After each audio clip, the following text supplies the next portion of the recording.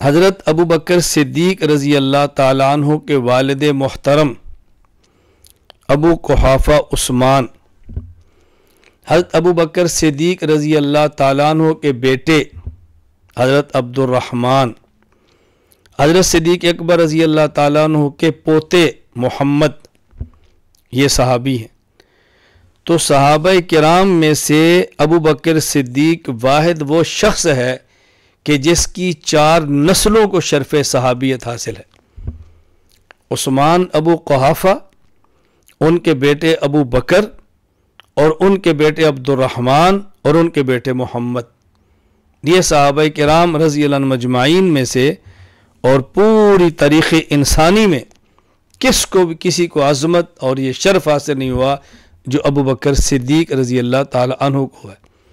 گویا طویل الصحبت بھی ہیں، اور خاندان کے اعتبار سے آپ ان کے نسب کو دیکھیں تو کثیر و صحبت بھی ہیں۔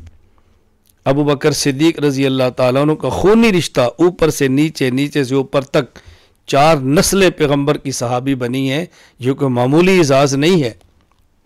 اللہ اکبر، بہت بڑا اعزاز ہے۔